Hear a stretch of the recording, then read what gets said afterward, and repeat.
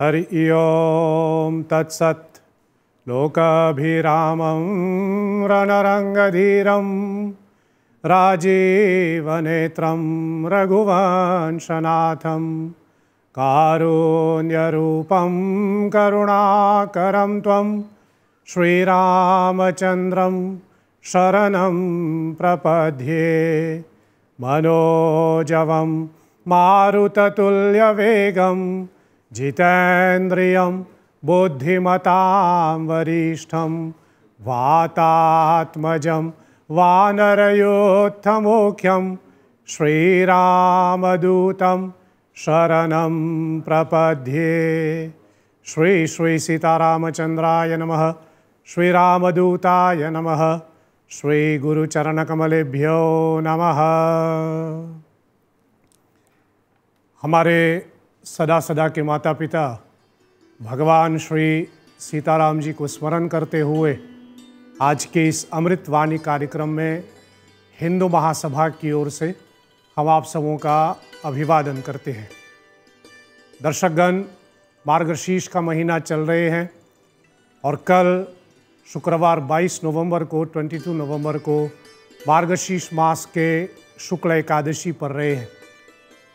मार्गशीर्ष मास के इस शुक्ल एकादशी को हम मोक्षदा एकादशी कहते हैं और यह एकादशी का एक विशेषता यह है कि इस एकादशी का पालन करने से मनुष्य मोक्ष को प्राप्त कर लेता है। परंतु यदि हम विचार करें कि मोक्ष का अर्थ क्या होता है, मोक्ष जिसको कुछ लोग मुक्ति कहते हैं, कोई इसको निर्वाण कहते हैं, कोई इसको साल्वेशन कहता है, कोई इसको लिबरेशन कहता है, अलग अलग नामों से संबोधित किया जाता है। परंतु मोक्ष का अर्थ क्या होता है? कभी कभी एक विचार तो यह बताते हैं कि मृत्यु के पश्चात हमको मोक्ष की प्राप्ति होती है, जबकि ऐसा नहीं होता। मोक्ष की प्राप्ति हमें इसी जीवन में ही प्राप्त करना है। तो कैसे करेंगे मोक्ष की प्राप्ति करने?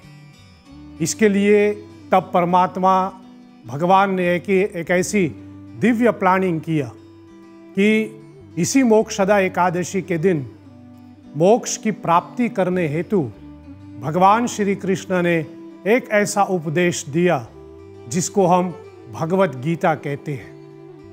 मोक्षदा एकादशी के दिन हम लोग भगवत गीता जयंती मनाते हैं। आज से करीब 5000 पूर्व कुरुक्षेत्र की रणभूमि के ऊपर द्वापर युग के अंत में भगवान श्री कृष्ण ने यह उपदेश समस्त मानव जाति के लिए दिया है। वैसे दर्शकगण, हमें यह स्मरण रखना चाहिए कि भगवत गीता ग्रंथ जो है वह महाभारत की एक हिस्सा है, जो महाभारत ग्रंथ के भीष्म पर्व से प्राप्त होता है।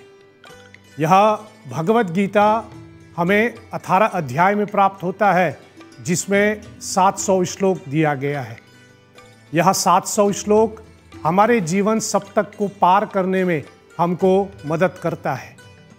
यदि हम भगवत गीता के संदर्भ के बारे में देखें तो आप सभी जानते हैं, एक ही परिवार के 2 भाइयों के पुत्रों के बीच में बचपन से मतभेद चलते आ रहे हैं। एक जिसको हम कौरव कहते हैं और एक जिसको हम पांडव कहते हैं। दोनों के बीच में यह मतभेद इतना तक आगे बढ़ गया कि आखिर में इस मतभेद को सुलझाने का अंतिम विकल्प एक युद्ध ही रह गया था, जिसको हम महाभारत के युद्ध कहते हैं। एक ही परिवार की 2 भाइयों के पुत्र के बीच का ये मतभेद एक युद्ध पे जाके समाप्त हो रहे हैं। यह हमें एक बहुत भारी सीख मिलता है कि हमें कोशिश करना चाहिए कि हमारे परिवारों के बीच में ऐसा कोई मतभेद ना हो जिसका आखिरी विकल्प युद्ध बन जाए। कारण कि हमारे यदि परिवार में युद्ध हो जाते हैं तो वहां पर कृष्ण उपदेश देने के लिए तो शायद नहीं पहुंच पाएगा। आखिर में जब युद्ध अंतिम विकल्प हो गया तो दोनों परिवार रणभूमि के ऊपर एकत्रित हो जाते हैं, उस रणभूमि को जिसको हम धर्म क्षेत्र कुरुक्षेत्र कहते हैं। एक और पांडव सेना जो पांडु के पुत्र है और दूसरी तरफ कौरव सेना जो महाराज धृतराष्ट्र के पुत्र है। दोनों युद्ध करने की इच्छा से वहां एकत्रित हो जाते हैं और युद्ध आरंभ होने से पूर्व तब अर्जुन अपने सारथी जो स्वयं भगवान श्री कृष्ण बने हुए थे उनसे कहते हैं कि हमारे रथ को सेनाओं के बीच में लेके चलें। सेनयोर उभयोर मध्य, सेनाओं के बीच में, सेनाओं के मध्य में हमारे रथ को लेके चलें ताकि मैं देख सकूं कि इस रणभूमि के ऊपर युद्ध करने के लिए कौन कौन आए हैं। दर्शकगण, भगवद गीता के इस संदर्भ में एक दूसरा सूत्र हमको यह प्राप्त होता है, यदि हमारे जीवन रूपी रथ में हमने भगवान श्री कृष्ण को सारथी बना दिया तो हमारा रथ जो है, हमारे जीवन जो है, वह एक सही दिशा में जा सकते हैं। भगवान श्री कृष्ण रथ को बीचों बीच में ले आते हैं और अर्जुन वह दृश्य देखता है कि युद्ध करने के लिए यहाँ कौन एकत्रित हुए हैं। उस समय अर्जुन क्या देखता है? दोनों तरफ, यानी खुद के सेना के तरफ से और उनके सामने जो विरोधी सेना है उनके तरफ से जब वह देखता है तो अर्जुन क्या पाते हैं कि दोनों तो एक ही परिवार का है। इस तरफ तो मेरे अपने भाई है और वहां तो मेरे चचेरे भाई हैं। इस तरफ मेरा मार्गदर्शन करने के लिए मेरे गुरुजन हैं और वहां मुझे दीक्षा देने वाले मेरे दीक्षा गुरु खड़े हुए हैं। इस तरफ तो मेरे ससुर तुल्य जो पिता समान है वहां खड़ा है और उस तरफ तो मेरे पितामह के रूप में भीष्म खड़ा है। दोनों तो अपने ही हैं। और ऐसे परिस्थिति में अर्जुन के मन में एक दुविधा उत्पन्न हो जाते हैं, क्या हम सही कर रहे हैं? क्या ये युद्ध सच में एक विकल्प है? क्या इस युद्ध से किसी का लाभ होगा? और युद्ध करके हम पाएगा भी क्या? बस एक छोटा सा राज्य, और ऐसे राज्य पाने के बाद क्या हम उसमें सुखी से रह पाएंगे जब हमारे परिवार वाले साथ में नहीं रहेंगे? ये सारे बातें अर्जुन के मन में आ जाते हैं और उस समय अर्जुन कंफ्यूज हो जाते हैं और अपने उस कंफ्यूजन को दूर करने के लिए तब अर्जुन जो है भगवान श्री कृष्ण को अपने गुरु के रूप में स्थापित करते हुए इनके श्री चरणों में पूर्ण समर्पित होकर के इनसे निवेदन करते हैं कि मेरे इस कंफ्यूजन का वह एक मार्गदर्शन दे। शिष्यास्तेहाम शांतिमाम प्रपन्न, अर्जुन कहता है कि हे योगेश्वर, एक शिष्य के भांति मैं आप पे समर्पित हो जाता हूं। आप मुझे बताइए कि ऐसी परिस्थिति में मुझे क्या करना है। और अर्जुन के उसी कंफ्यूजन को दूर करने के लिए तब योगेश्वर भगवान श्री कृष्ण एक ऐसा दिव्य उपदेश देता है जो आज तक हम सबों के लिए उपयोगी है। दर्शकगण, हमें यह समझना चाहिए कि कहीं ना कहीं हम सभी अर्जुन के उसी परिस्थिति में हैं। देखा जाए तो हम सब जानते हैं कि कृष्ण और अर्जुन कौन है। कृष्ण अर्जुन तो स्वयं नर और नारायण का अवतार है। ऐसे में अर्जुन को कोई उपदेश की आवश्यकता तो नहीं था, परंतु अर्जुन को एक माध्यम बना करके भगवान ने यह उपदेश दिया है। सुन तो अर्जुन रहे थे, परंतु यह उपदेश भगवान श्री कृष्ण हम लोगों के लिए बोल रहा था।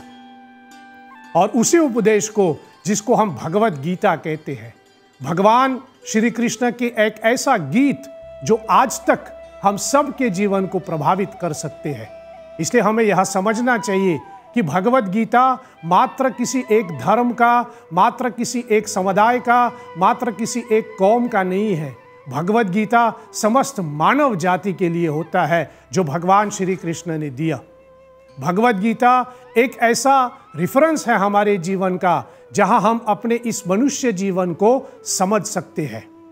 और ऐसे में उस भगवद गीता के प्रति हम अपने आप को जागरूक करें, उसकी महत्व को हम समझें और उसकी महत्व को जान करके उनको हम स्वाध्याय के रूप में पढ़ने की कोशिश करें। इस कारण हेतु हम लोग भगवद गीता जयंती मनाते हैं, ताकि हम अपने आप को पुनः जागरूक कर सके, कि हम जान सके कि हमारे पास क्या है और जो हम क्या खो रहे हैं। भगवद गीता जैसा ग्रंथ हमारे पास है, फिर भी हम लोग अपने जीवन के लिए यहाँ वहाँ परामर्श ढूंढते रहते हैं। दर्शकगण, मेरा सदैव का एक निवेदन रहा है कि हम सबों के घर पे, हम सबों के जीवन में, समस्त हिंदू जाति के जीवन में यह दो ग्रंथ अवश्य होनी चाहिए, भगवद गीता और रामचरितमानस। यह दो ग्रंथ हमारे जीवन रूपी रथ के दो पहिया हैं, जो हमारे जीवन रूपी रथ को सही दर्शन देता है, सही मार्ग पे लेके चलता है। भगवद गीता हमें योग सिखाते हैं और उस योग का प्रयोग कैसे करें यह हमें रामचरितमानस सिखाते हैं। भगवद गीता हमको सिखाते हैं कि हम अपने मृत्यु को भगवान की सेवा में कैसे लगा सकते हैं, और रामचरितमानस हमको सिखाते हैं कि हम अपने इस जीवन में अपनी मृत्यु को कैसे तैयार कर सकते हैं। दोनों ग्रंथों में बहुत सामान्यता है। एक में 700 श्लोक है और एक में 7 सोपान है। एक में भगवान नारायण नर के रूप में रामचंद्र जी के रूप में केंद्रित है और दूसरे में साक्षात नारायण केंद्रित है भगवान श्री कृष्ण के रूप में। सो मैं आप सबों से निवेदन करता हूं अपनी ओर से और हिंदू महासभा की ओर से कि चलिए कल के उस गीता जयंती पर्व को मनाते समय हम यह प्रण लें कि हम इन दो ग्रंथों का समय समय पे स्वाध्याय करेंगे, समय समय पे हम इनका पाठ पाठन करेंगे। केवल पाठ पाठन नहीं, अपितु हमारे आने वाले नई पीढ़ी को भी, हमारे नए जनरेशन को भी इन दो ग्रंथों के बारे में हम अवगत कराएंगे।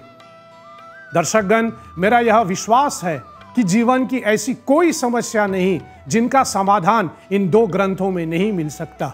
ये दुर्भाग्य है कि हमारे पास हीरा तो है, लेकिन हम हीरा को चोर करके कांच के पीछे भागते रहते हैं।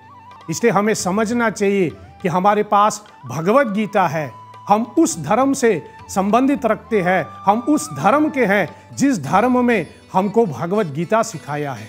इसलिए भगवद गीता को अपनाइए और अपने जीवन में उतारिए। कल भगवद गीता जयंती के दिन अवश्य ही भगवद गीता के 1-2 श्लोकों को पाठ करने की कोशिश करें और इस ग्रंथ को अपनाने का संकल्प करें। आज के कार्यक्रम को यही विराम देता हूं। आपकी ध्यान के लिए कोटिशः धन्यवाद। ओम सत्यम शिवम सुंदरम। ओम शांति ही शांति ही शांति। ओम श्री श्री सीतारामचंद्रार्पणमस्तु। साधुवाद। जय श्री हरि।